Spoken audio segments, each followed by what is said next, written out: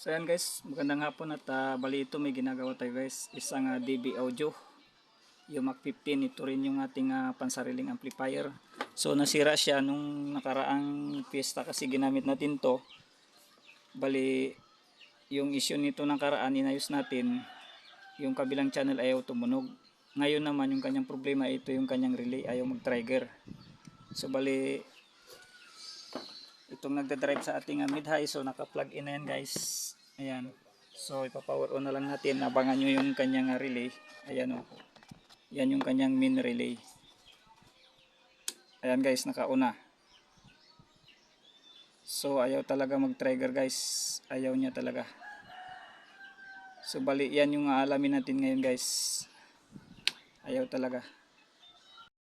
Bali ito na ngayon guys, dahil wala siyang, ayaw niya mag-trigger yung kanyang relay.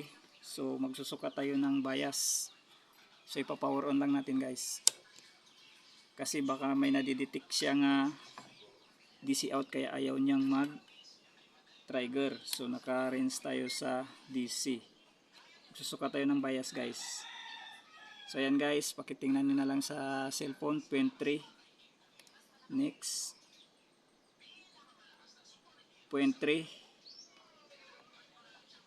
0.3. Next dito. 0.3.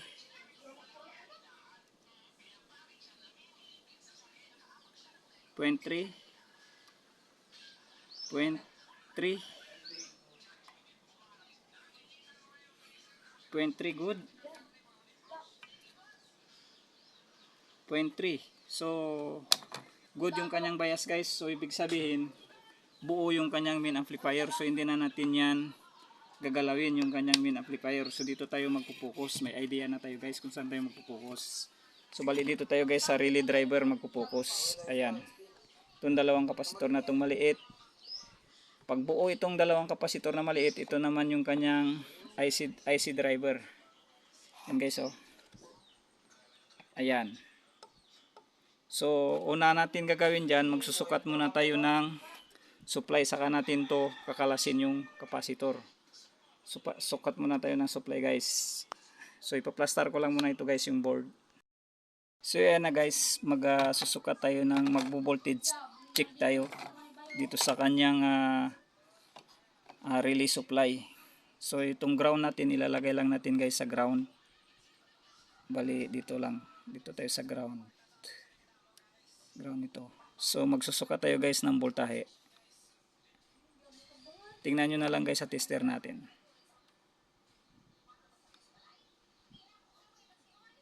0.6. So yan guys, wala talaga siyang supply. So malamang sa malamang buo pa yung kanyang kapasitor, yung sinasabi ko kanina. Bakit wala siyang supply? So dito tayo guys sa may kapasitor, resistor ito eh. Resistor to.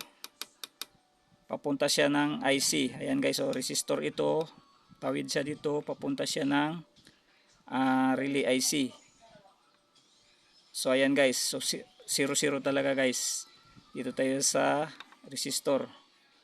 So wala talagang supply. So ayan guys, mayroon siya ditong 1.6 volts. Ay, hindi pala hindi pala tusok ng maayos yung tester natin. Saan ba 'yon? Ayan. Naka-on yan guys yung ating amplifier. So ayan. Wala talaga. Wala. Dito sa may resistor 30K ito guys, resistor, wala din. Dito sa kabila. So ayan guys, mayroon siyang 22. So, hindi siya tumawid dito guys. So, may idea na tayo. Ito talaga yung suspect natin na sira. Ito yung tinamaan yung kanyang resistor na 30K ito eh. Ayan o. 22 volts DC. So, hindi siya nakatawid guys. So, yan yung pupukusan natin. So bago pala natin tanggalin yan guys, kung napadaan pala kayo sa ating channel at hindi pa kayo nakapag-subscribe, paki-like and subscribe naman po, napaka-importante yan guys para lagi kayong updated sa mga next videos na ilalabas natin about electronic. So balik kakalasin lang natin yan guys, yung kanyang resistor. Nasa 30k yan guys, yung value niyan kung hindi ako nagkakamali. 30k.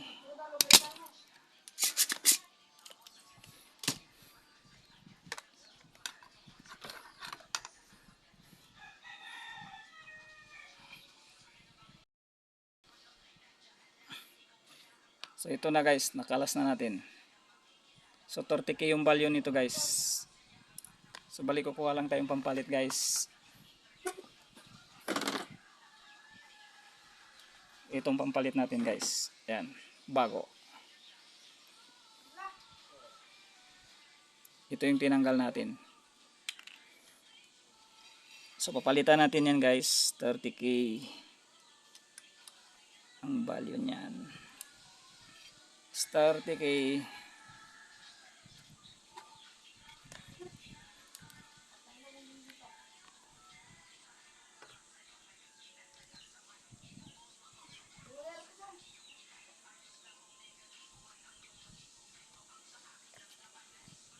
So yan guys, nakabit na natin, balik putulin na lang natin.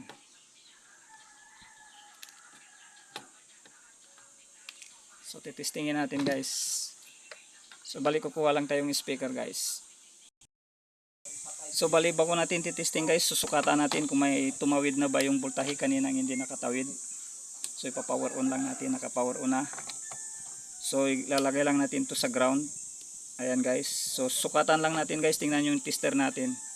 Sukatan lang natin kung tumawid na ba yung kanyang voltahe kanina, hindi tumawid. Dito kanina may 22, ayan guys. 21. So tatawid ba siya? Yan. Yan guys ang sinasabi ko. Yan o, hindi makatusok ng maayos. Ayun. Yun, may voltahe na siya guys. So yan yung ano natin. Yan yung hinahanap nating voltahe.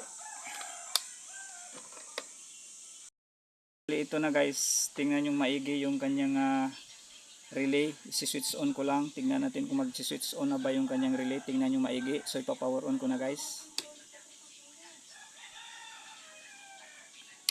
Ayan. Yan. So nag-trigger na siya guys. So mag-i-ano muna natin guys. Magti-testing tayo. Magmi-music kung good na ba siya. Tutunog na ba siya.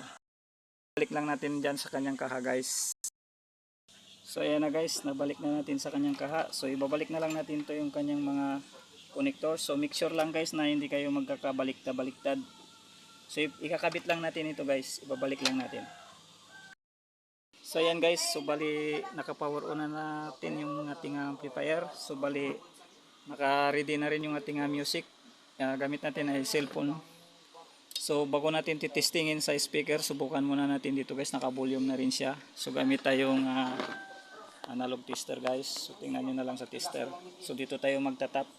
Tingnan muna natin kung may audio na ba.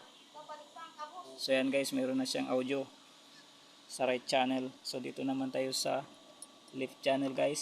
Subukan natin. Ayan o. So good na siya guys, left and right. So subukan natin sa speaker guys. Itong tester natin naka-ground. Subukan natin sa speaker guys.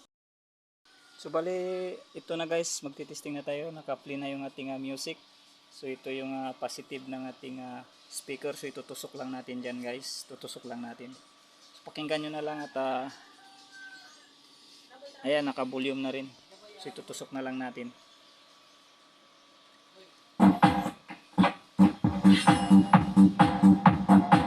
So ayan guys, ang lakas. So dito naman sa sunod.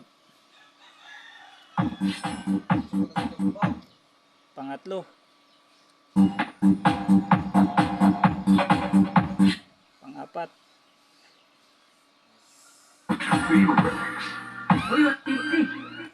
So good na siya guys. So yan yung problema niya guys ay ayaw mag-trigger yung kanyang relay. So bali ito lang yung problema niya guys. Yan o. 30k na resistor. So bali hindi pa naman totally open to. Nag-change value lang siya guys. Nag-change value. Saka kalawangin din yung paa. So yan yung problema. Isa lang yung problema niya. So hanggang dito na lang siguro guys yung ating video at maraming salamat sa panonood at Inuulit ko, pa-promote naman po sa ating channel. Kung hindi pa kayo nakapag-subscribe, pa-subscribe naman po at napaka-importante yan guys. And then paki-like and share po yung ating video para lagi kayong updated sa mga next videos na ilalabas natin about electronic.